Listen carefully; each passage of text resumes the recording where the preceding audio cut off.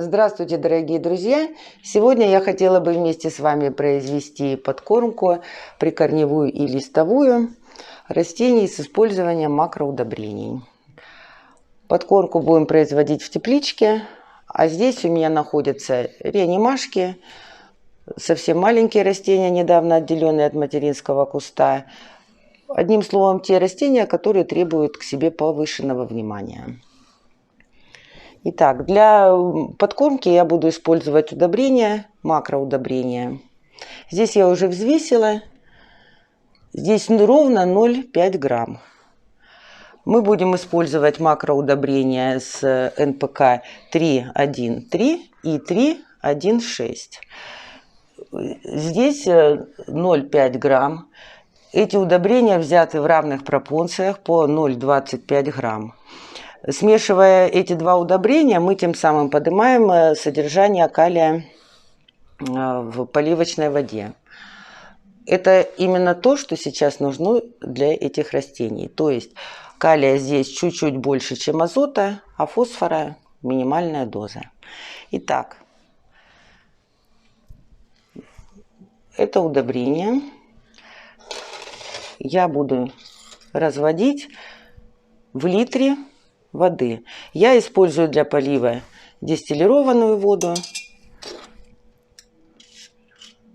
и чуть-чуть добавляю кипяченой тепленькой водички, чтобы вода получалась теплая. Холодной водой поливать не рекомендуется. Нам надо подождать какое-то время, чтобы это удобрение растворилось. Пока оно будет растворяться, давайте я чуть-чуть расскажу про те растения, которые находятся в этой тепличке. Итак, это у меня взрослое растение. Вы не смотрите, что оно такое маленькое. Ну, это сорт такой. Мини-сорт компактный. Success Red называется. Здесь растения совсем маленькие. Но я хотела бы еще обратить ваше внимание на то, что вот мы много говорим в группе, на сайте, что прикорневую подкормку можно производить только тогда, когда вы видите, что растение уже пошло в рост. Вот, допустим, как видите, здесь растение уже выпускает листик. Здесь тоже оно выпускает листик. То есть вот эти растения уже можно подкармливать, проводить прикорневую подкормку.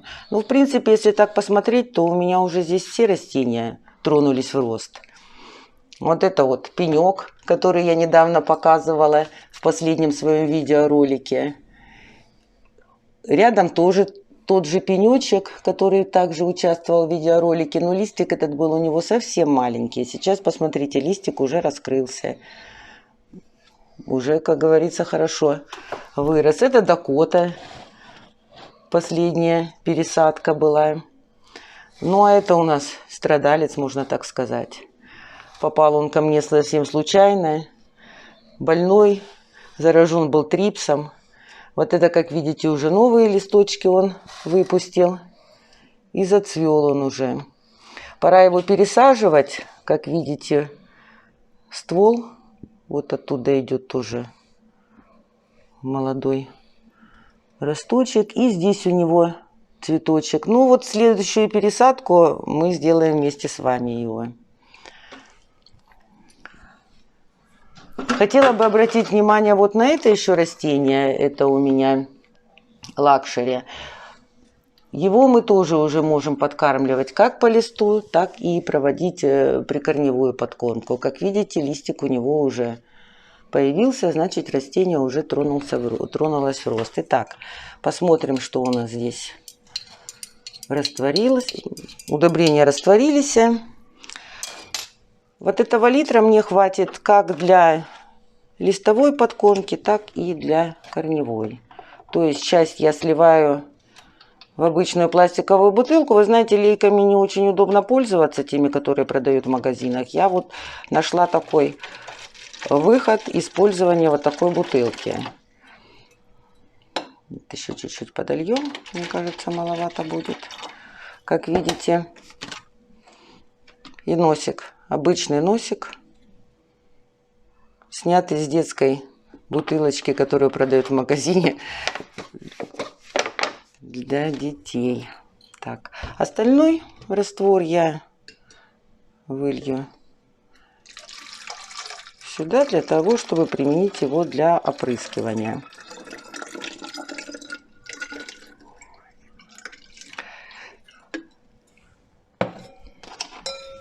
Мы применяем сейчас, как я уже сказала, макроудобрения. Как применять микроудобрения, мы расскажем вам в следующем ролике. Итак, эти растения, как я говорила, уже можно проводить прикорневую подкормку, но они у нас влажные, не стоит этого делать. Вот это растение тоже уже можно поливать. Аккуратненько проливаем грунт. Вода теплая, как я сказала. Холодной водой поливать не стоит. Опять же, вот это растение тоже. Видите, грунт сухой. Также поливаем аккуратно.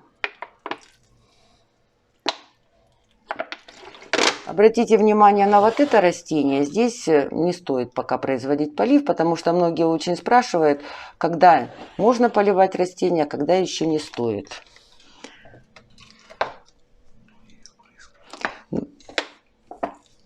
Но мы их опрыскаем. Тоже своего рода подкормка. Так, полили. Бутылка, правда. Теперь проведем опрыскивание. Ой, струя не очень хорошая получилась.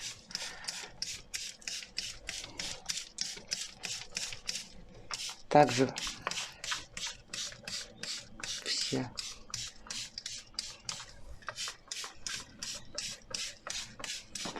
После того, как я произведу опрыскивание, я на часик выключу свет.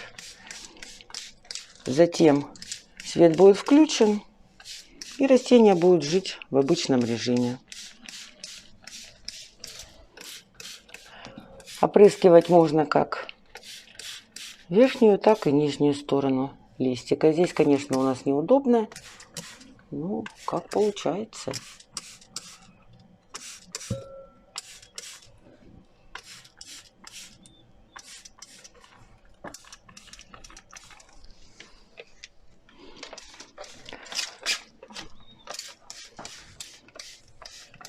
Это вот взрослое уже тоже растение, его можно было, конечно, полить, если бы грунт показать вам. Ну, грунт у него, к сожалению, пока влажный. Это, конечно, долгий процесс. Я просто стараюсь сейчас побыстрее все это сделать, чтобы не занимать у вас много времени. Вы можете это все делать спокойно, аккуратненько, чтобы не пропустить ни одного листика. После опрыскивания листьев можно слегка опрыскать грунт у тех растений, которые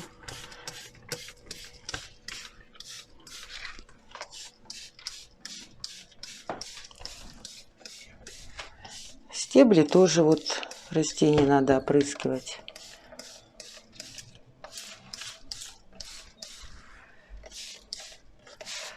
Ну, так, чтобы не занимать у вас лишнего времени, быстренько все это сделали. Теперь свет я выключу, как я сказала, и через час я включу.